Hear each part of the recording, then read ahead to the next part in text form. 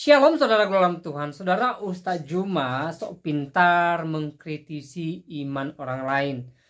Ya, dia sering sekali membahas tentang iman Kristen, membahas Alkitab, dan di kesempatan ini dia berdebat dengan beberapa orang Kristen. Dan saudara dalam Tuhan, ternyata ilmu pengetahuan Juma tentang Alkitab ya tidak ada sama sekali setelah dia berdebat dengan lawan debatnya di video berikut. Nah, saudara dalam Tuhan, mari kita lihat video yang terlebih dahulu dan pastikan tekan tombol like, subscribe, dan share video ini supaya menjadi berkat bagi banyak orang. Diri mereka untuk kemudian tidak memiliki sifat-sifat yang dimiliki oleh sifat babi ini. Jorok, kemudian malas. Emang ya. binatang lain Lalu apalagi emang nggak malas. masa bodoh, terlalu percaya diri, rakus. Ini sifat-sifat yang ada pada babi ini. Sehingga karakter babi ini ketika disifati oleh manusia, ya ini yang kita lihat di dalam kehidupan kita sehari. Anehnya mereka ini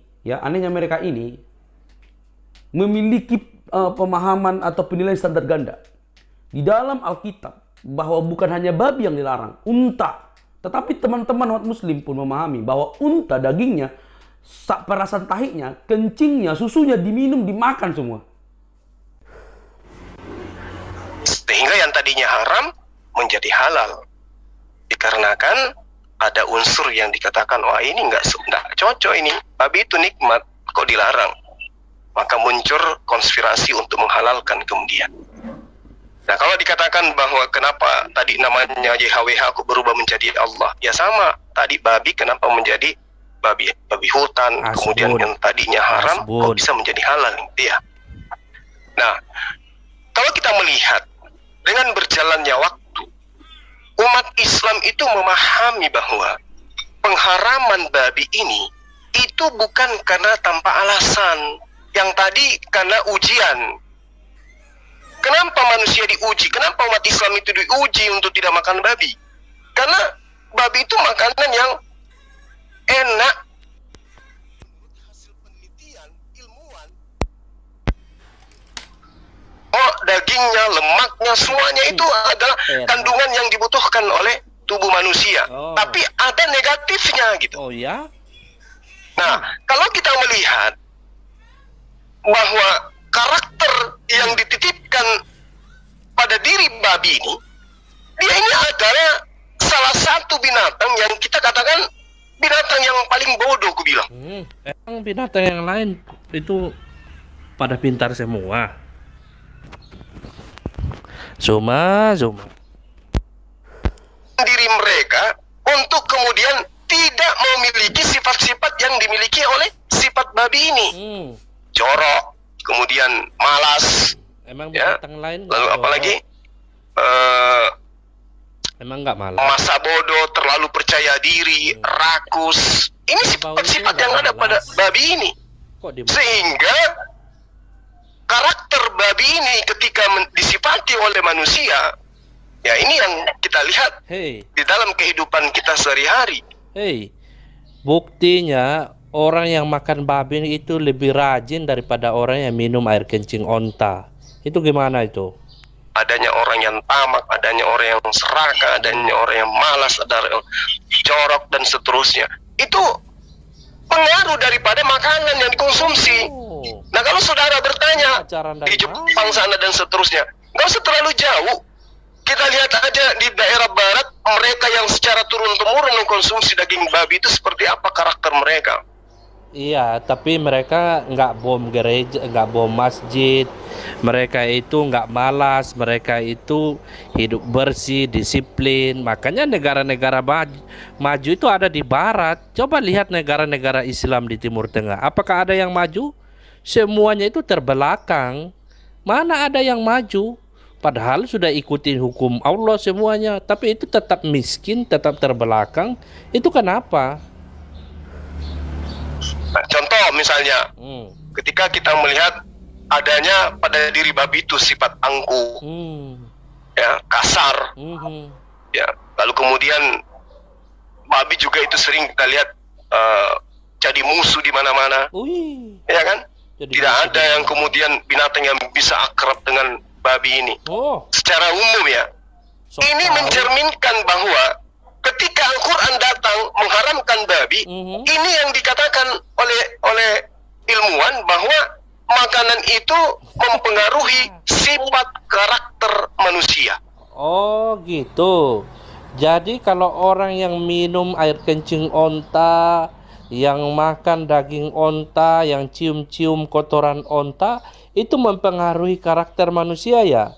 Oh, aku baru tahu, Gurunda. Oke, lanjut Gurunda. Nah, kalau kita melihat secara garis besar, misalnya kita melihat bagaimana negara-negara yang secara halal, ya secara umum menghalalkan makanan-makanan seperti ini. Bagaimana mereka hubungan mereka dalam rumah tangga mereka? Apakah mereka maju? Seperti layaknya kemudian, mohon maaf, saya kata. Bagaimana dengan negara-negara yang mengharamkan babi? Apakah mereka itu disiplin? Apakah mereka aman tentram? Lihat tuh, negara-negara Arab sampai sekarang konflik berkepanjangan, nggak selesai-selesai. Berhentilah mengkambing hitamkan negara-negara Barat, ya. Itu karena perang doktrin, karena kekuasaan, karena egoisme, karena doktrin agama. Itu negara-negara di Timur Tengah yang notabene Islam belum kelar tuh, masih terus berperang. Kan kalau kita mengambil babi ya, ngambil babi jantan 2, betina kemudian 1, itu lebih terhormat ayamnya. Kalau 2 jantan 1 betina. Untuk mendapatkan betinanya, jantan ini berkelahi dulu. Tapi kalau babi itu tidak disipatin. Mereka ganti-gantian dan seterusnya. Bahkan terkadang macam peternak babi aja. Ya, jantan dengan jantan juga baku sikat. Dan mereka binatang ini, babi ini itu cenderung makan kotorannya sendiri. Ketika dia muntah, muntahnya lagi yang dimakan. Mereka rakus. Tamak mereka itu. Babi-babi ini maksudnya. Oleh karena itulah mungkin kenapa satu-satunya binatang yang kemudian diminta oleh setan dan Yesus mengabulkan permohonannya, masukkanlah kami ke dalam babi itu, dan Yesus pun memasukkan roh jahat ini ke dalam babi tanpa memperhitungkan kerugian para gembala-gembala babi. Mungkin itu hikmahnya. Kenapa kemudian Yesus itu membuat setan-setan ini masuk ke dalam daging babi, ke dalam babi, dan babi itu bermatian pada masa itu. Cocok mulu. Saya kira begitu sementara. Oke, waktu habis. Terima kasih buat pihak muslim. Ini sudah sesi yang ketiga kalau saya tidak salah ya. Sorry, Pak Pendeta Arya. Ya, sekali lagi saya di pihak tidak setuju bahwa makanan itu sebentar ini saya coba ini dulu, termasuk orang yang tidak setuju bahwa karakter seseorang itu dipengaruhi oleh makanan yang dia konsumsi. Ya, sama seperti ayam juga makan kotorannya, begitu ya. Sapi juga demikian, kelinci juga demikian, gitu ya. Ya, hampir semua binatang itu memakan kotorannya, tidak hanya babi saja, begitu ya. Dan kita lihat negara Eropa, mereka mengkonsumsi babi, begitu ya, tapi mereka menjadi penentu modernisasi daripada zaman sekarang ini. Artinya itu tidak mempengaruhi intelektualitas mereka, gitu ya. Nah, yang saya mau tekankan itu sebetulnya dalam diskusi kita ini adalah apa sih latar belakang sehingga muncul larangan itu. Ya, makanya tadi saya jelaskan, muncul larangan itu adalah Tuhan telah berjanji kepada Adam, Noah, Abraham bahwa nanti juru selamat akan datang. Secara khusus kepada yang namanya Abraham, bahwa nanti juru selamat akan lahir dari keturunannya, yaitu dari bangsa Israel. Maka dilarang mereka untuk menikah dengan bangsa lain. Sebagai simbol larangan itu, maka adalah binatang-binatang yang tidak boleh dikonsumsi. Dan Alkitab menjelaskan di dalam Kisah Para Rasul pasal 10 ayat 34 sampai ayat 35, di mana Petrus yang adalah orang Israel asli yang sekian tahun, ya sudah ribuan tahun mereka tidak mengkonsumsi binatang-binatang tersebut, baru mengerti, baru memahami kenapa Tuhan melarang. Oh, ternyata tujuannya adalah supaya mereka tidak menikah dengan bangsa lain, supaya iman mereka itu tidak sampai terkhamiri, menjadi penyembah berhala. Itulah sebabnya setelah juru selamat datang menggenapi semua ibadah simbolik dalam perjanjian lama, maka larangan itu otomatis berhenti. Sama seperti domba korban. Domba korban itu adalah gambaran pengorbanan sang juru selamat yang akan datang. Darah yang dilarang dimakan itu adalah simbol darah juru selamat yang akan tercurah untuk pengampunan dosa manusia. Ya, sunat bahwa juru selamat itu akan lahir dari keturunan Abraham, makanya muncul sunat. Ya, dan makanan haram dan seterusnya. Ini adalah ibadah simbolik yang menuntun manusia sampai kepada kedatangan juru selamat. Begitu juru selamat datang, maka semua aturan ini berhenti. Itulah sebabnya Tuhan Yesus Kristus berkata, aku datang bukan meniadakan hukum Taurat, tetapi datang untuk menggenapi. Menggenapi yang mana? Potong domba, darah yang tercurah, sunat, sabat, dan larangan memakan binatang tertentu. Itu semua digenapi. Paskah itu sudah digenapi oleh Sang Juru Selamat. Karena itu sudah digenapi, maka tidak boleh lagi dilakukan, gitu ya. Nah, jadi kalau kita bicara masalah daging, ya, ada yang negatif, ada yang positif, ya semua begitu, ya, tidak hanya babi saja begitu ya. Kita kebanyakan makan daging ayam. Kalau di kampung kami sini namanya daging ayam sioto. Kenapa dibilang ayam sioto? Dia karena ayam ini dianggap ayam bodoh begitu. Apakah gara-gara makan ayam sioto lalu kita menjadi otot atau jadi bodoh? Kan tidak sama sekali. Betul. Ya, makanan itu tidak mempengaruhi kecerdasan seseorang. Betul. Tapi kalau itu mendatangkan penyakit, ya semua jenis makanan mendatangkan penyakit kalau itu berlebihan. Ya. Nah, jadi kalau diskusi kita misalnya seperti ini, memakai rumusan yang sama misalnya, itu apa sih kontribusinya begitu ya? Sementara kan kita tahu bahwa babi itu Tuhan ciptakan. Yang menjadi pertanyaan saya adalah bahwa di dalam Alkitab kami, yaitu Taurat Musa, di mana Tuhan melarang bangsa Israel memakan onta. Yes. Tetapi mengapa di Islam itu malah justru dihalalkan seperti itu, dibolehkan gitu ya? Nah, itu mungkin aja jadi pertanyaan lah. Tetapi sekali lagi bahwasanya larangan memakan binatang itu hanya simbologi saja, simbol larangan untuk menikah dengan bangsa lain, larangan terhadap bangsa Israel untuk menikah dengan bangsa lain sampai juru selamat datang. Begitu juru selamat datang, maka larangan ini dicabut, tidak lagi diberlakukan. Maksudnya adalah harus ada penjelasan yang logis, yang kronologis begitu, ya, dan teologis. Dia berkesinambungan gitu. Dari Adam, Nuh, Abraham terus berlanjut sampai semuanya ada penjelasan seperti itu. Kenapa? Untuk apa? Apa maknanya? Gitu, ya. Kira-kira seperti itu. Oke teman-teman yang dikasih oleh Tuhan, kita sudah menyimak apa yang disampaikan oleh Ustadz Juma kali ini. Benar-benar menunjukkan kepada kita bagaimana sebenarnya karakter dari Ustadz Juma ini. Kalau dapat dikatakan Ustadz ini benar Ustadz munafik. Dia memakai ayat-ayat dan juga memakai jubah-jubah. Tetapi mulutnya begitu kotor dan begitu mudahnya menilai seseorang hanya karena faktor makanan. Pertama, dia berkata bahwa babi itu enak, bla bla bla bla, ya. Tetapi ujung-ujungnya dia pasti menghina tujuannya. Teman-teman, yang kedua, betapa dangkalnya otak si Juma. Betapa dangkalnya katanya dia ustadz dan dia muslim, tentu dia tidak pernah memelihara babi. Kalaupun misalnya dia belajar tentang babi dari buku-buku, tapi fakta ketika dia memelihara, dia tidak pernah lihat. Saya yang sudah melihat orang muslim teman-teman, keluarga muslim yang memelihara babi, banyak babinya, ratusan babi, saya lihat langsung, mereka dapat uang dari sana, tapi dagingnya haram kata mereka ya, tapi uangnya enggak. Teman-teman, babi itu binatang bersih. Dia tidak mungkin memakan kotorannya. Tapi kalau makanannya tercampur dengan kotoran, kemungkinan iya. Tapi kalau diletakkan dua, nasi atau makanannya dengan kotoran, dia tidak mungkin pilih kotoran. Jadi orang ini tidak paham tapi sok ngerti. Nah yang ketiga teman-teman, sama dengan ustadz yang pernah saya bahas, Ustadz Sinaga dan yang lainnya itu. Sejak kapan makanan mempengaruhi faktor karakter teman-teman? Ini benar-benar keliru. Makanan itu ketika dimakan, maka itu akan masuk dan dibuang dalam jamban. Tapi mulut yang kotor itu yang najis. Dan Juma kali ini menunjukkan karakter yang sesungguhnya bahwa dialah tepat seperti yang dikatakannya itu.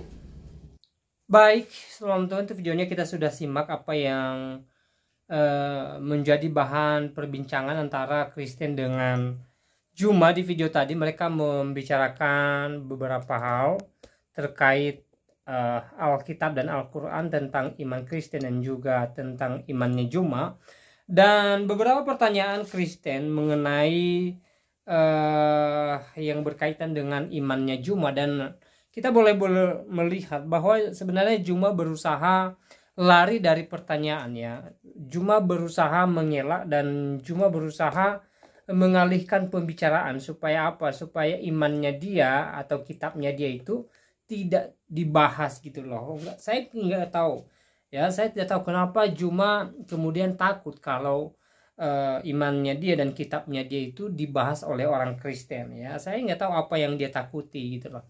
Tapi sepertinya ya di video tadi dia berusaha mengelak ketika isi daripada Al-Qur'annya itu dipertanyakan ke dia. Nah, saudara dalam Tuhan, dia juga membahas mengenai iman Kristen ya, tentang makanan yang dimakan oleh orang Kristen, yaitu daging babi atau biasa kami sebut daging B2.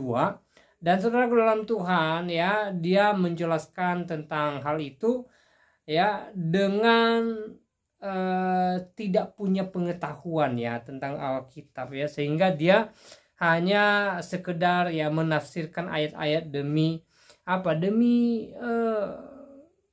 membangun narasi bahwa seakan-akan ya orang Kristen itu ya tidak baik karena memakan makanan itu dan lain sebagainya. Nah, saudara dalam Tuhan, sekali lagi boleh saya sampaikan bahwa Juma ini tidak punya pengertian atau tidak punya pemahaman tentang Alkitab ya. Dia tidak punya ilmu pengetahuan tentang Alkitab. Kalau kemudian dia membicarakan Alkitab, dia membicarakan iman Kristen, sebenarnya dia hanya berasumsi, dia hanya membangun narasi kosong gitu loh, tanpa dasar atau dalil yang kuat gitu. Nah, saudara dalam Tuhan, memang hari-hari ini banyak orang di luar sana berusaha meyakini orang Kristen bahwa Yesus bukan Tuhan ya.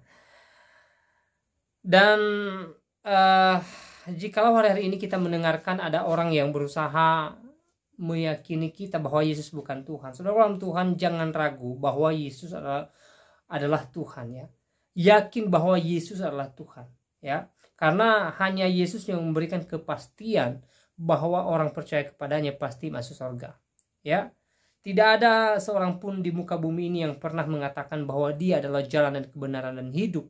Tidak ada seorang pun yang datang kepada Bapa kalau tidak melalui dia selain daripada Yesus Kristus. Hanya Tuhan Yesus Kristus yang pernah mengatakan hal itu. Ya, hanya Tuhan Yesus yang pernah menjamin sorga bagi orang percaya kepadanya. Ya, jadi jangan ragu terhadap Yesus Kristus. Berimanlah kepada Tuhan Yesus. Percayalah bahwa Yesus adalah Tuhan dan Juru Selamatmu dalam kehidupanmu. Nah, saudaraku dalam Tuhan, ada beberapa ayat Alkitab yang mau saya bacakan bagi kita untuk menguatkan iman kita sebagai anak-anak Tuhan. Di dalam Injil Yohanes pasal 14 ayat pertama dan seterusnya. Sekali lagi, Injil Yohanes pasal 14 ayat pertama dan seterusnya. Ya, dengan perikop rumah Bapa. Janganlah gelisah hatimu, percayalah kepada Allah, percayalah juga kepadaku. Di rumah Bapakku banyak tempat tinggal. Jika tidak demikian, tentu aku mengatakannya kepadamu. Sebab aku pergi ke situ untuk menyediakan tempat bagimu, dan apabila aku telah pergi ke situ dan telah menyediakan tempat bagimu, aku akan datang kembali dan membawa kamu ke tempatku, supaya di tempat di mana aku berada, kamu pun berada.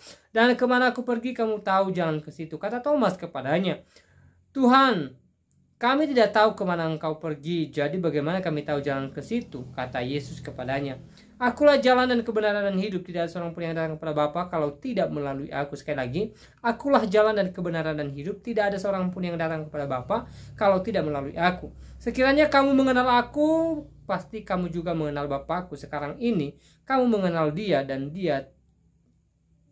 kamu telah melihat dia. Kata Filipus kepadanya, Tuhan, ya, tunjukkanlah Bapa itu kepada kami, itu sudah cukup bagi kami. Kata Yesus kepadanya, telah sekian lama aku bersama-sama kamu Filipus, namun engkau tidak mengenal aku. Barang siapa telah melihat aku, ia telah melihat Bapa. Bagaimana engkau berkata, tunjukkanlah Bapa itu kepada kami? Tidak percayakah engkau bahwa aku dalam Bapa dan Bapa dalam aku? Apa yang aku katakan kepadamu tidak aku katakan dari diriku sendiri, tapi Bapa yang diam di dalam aku, dialah yang melakukan pekerjaannya. Percayalah kepadaku bahwa aku dalam Bapa dan Bapa dalam aku, atau setidak-tidaknya percayalah karena pekerjaan-pekerjaan itu sendiri. Aku berkata kepadamu, sesungguhnya barang siapa percaya kepadaku, ia akan melakukan juga pekerjaan-pekerjaan yang aku lakukan, bahkan pekerjaan-pekerjaan yang lebih besar daripada itu. Sebab aku pergi kepada Bapa, dan apa juga yang kamu minta dalam namaku, aku akan melakukannya supaya Bapa dipermuliakan dalam Anak. Jika kamu meminta sesuatu kepadaku dalam namaku, aku akan melakukannya. Ya. Nah, saudaraku dalam Tuhan, ayat ini mengingatkan kita bahwa Yesus adalah Tuhan itu sendiri. Di dalam ayat ini Yesus menjanjikan sorga, bahwa dia pergi kepada Bapa untuk menyediakan sorga bagi orang percaya kepadanya. Ada kepastian di dalam Yesus Kristus. Yesus juga dalam ayatnya yang ke-6 mengatakan bahwa akulah jalan dan kebenaran dan hidup. Tidak ada seorang pun yang datang kepada Bapa kalau tidak melalui aku. Hanya Yesus satu-satunya jalan keselamatan. Hanya Yesus sumber kehidupan. Tidak ada yang lain. Itu merupakan perkataan Yesus dan jaminan bagi orang Kristen. Jadi kita bersyukur dalam Tuhan. Kita adalah orang-orang yang berbahagia yang telah dipilih oleh Yesus menjadi umat kepunyaannya. Ya, Yesus juga mengesahkan bahwa dirinya adalah Allah.